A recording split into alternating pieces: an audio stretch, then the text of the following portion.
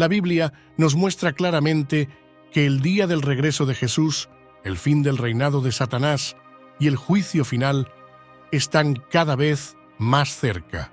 En un momento profético, Daniel tuvo la siguiente visión del día en que el Señor juzgará a todas las personas que han vivido en esta tierra. Mira lo que dijo: cuando miré, había tronos y un anciano sentado. Sus vestidos eran blancos como la nieve y sus cabellos blancos como la lana. Su trono ardía en fuego y todas las ruedas del trono resplandecían. Un río de fuego salía ante él. Miles y miles le servían, millones y millones estaban ante él. Comenzó el juicio y se abrieron los libros. Daniel 7, 9, 10. ¿Y sabes por qué serás juzgado cuando tengas que presentarte ante el tribunal de Cristo? En este video te voy a mostrar 4 cosas sorprendentes que podemos esperar en ese día.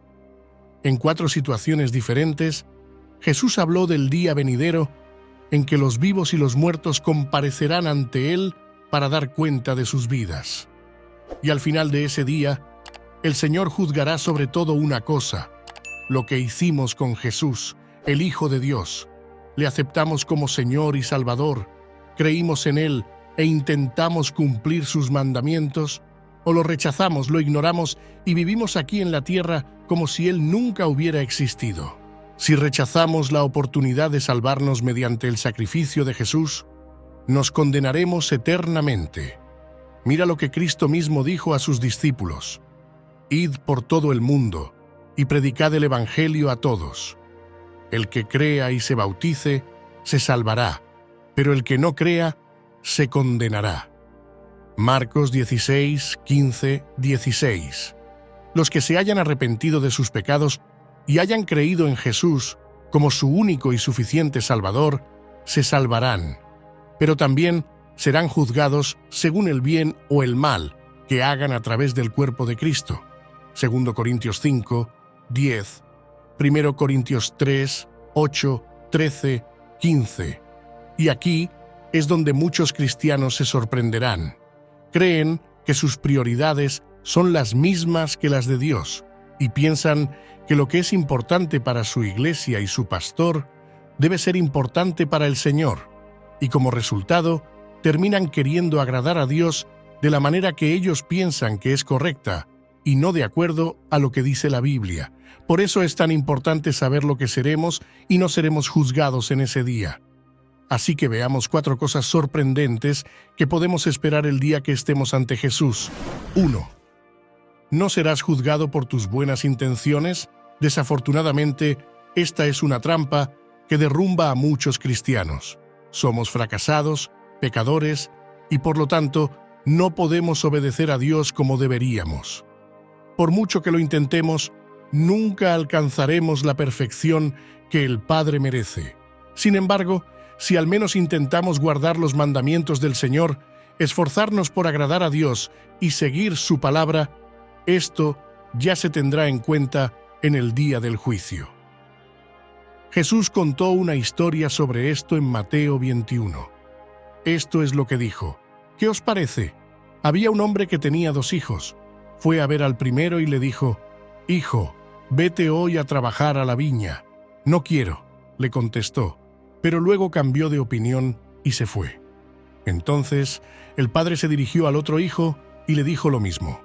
Él respondió: «Sí, señor», pero no fue. ¿Hicieron los 2 lo que quería su padre? Ellos respondieron primero. Mateo 21, 28, 31. Incluso podemos tener buenas intenciones y estar de acuerdo con todo lo que dice la Biblia. Podemos tener la intención de vivir nuestra vida cristiana de la manera más santa posible.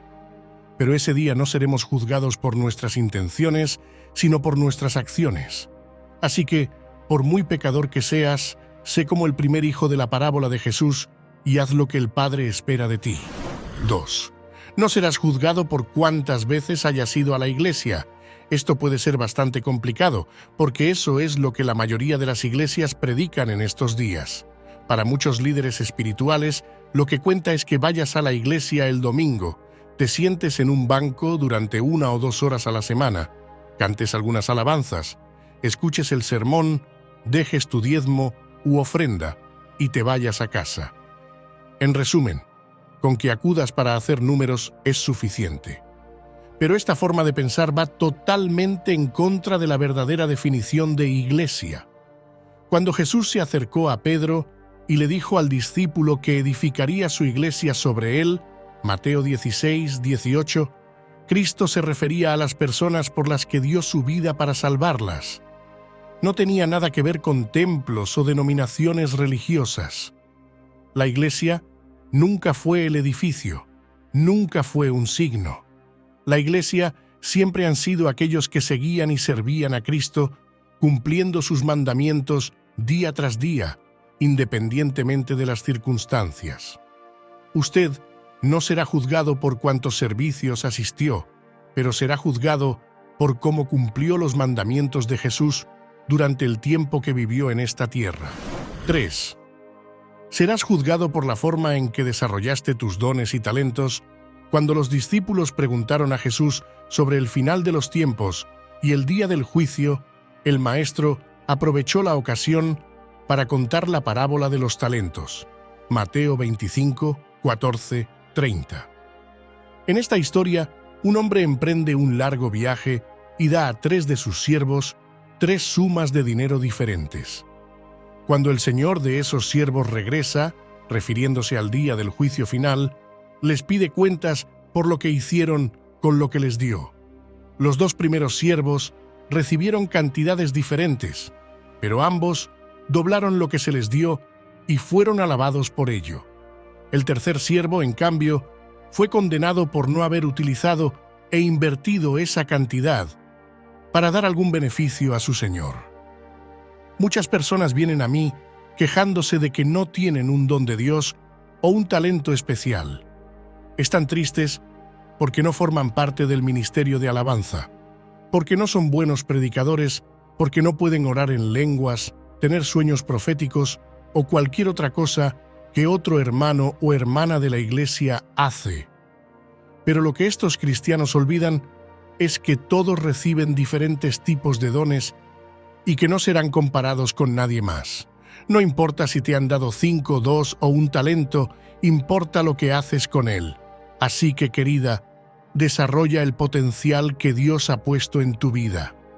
Pídele al Espíritu Santo que te ayude a encontrar esa cosa especial que el Señor te ha confiado y hazla fructificar para su reino, porque eso es lo que el Señor te pedirá cuentas en ese gran día. 4. Serás juzgado por cómo cuidaste de los demás.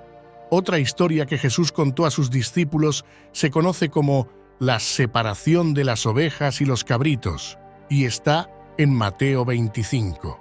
En ella, Cristo nos dice que el Rey viene a juzgar a su pueblo y a separarlo de los que no le pertenecen.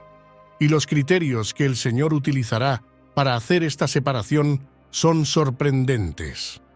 Jesús dijo: «Entonces el Rey dirá a los de su derecha: Venid benditos de mi Padre, recibid como herencia el reino preparado para vosotros desde la creación del mundo, porque tuve hambre y me disteis de comer, tuve sed y me disteis de beber, fui forastero y me hospedasteis, necesité ropa y me vestisteis, estuve enfermo y me curasteis, estuve en la cárcel y me visitasteis».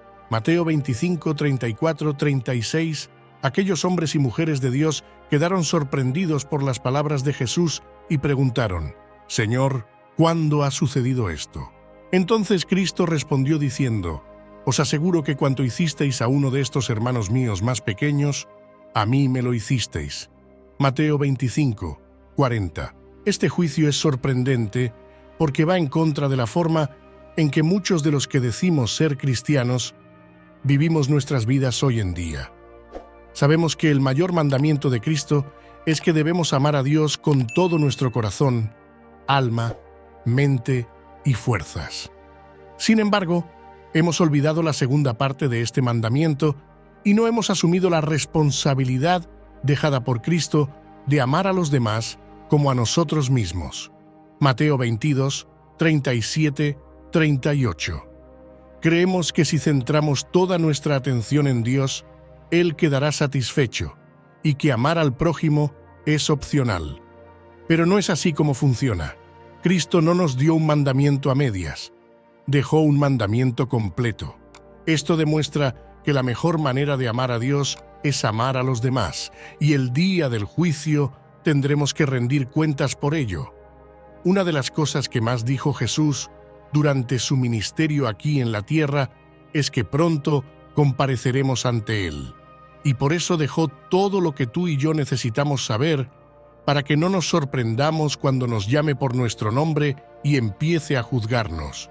Así que no seas un cristiano que no actúa. No te sientes en un banco de la iglesia.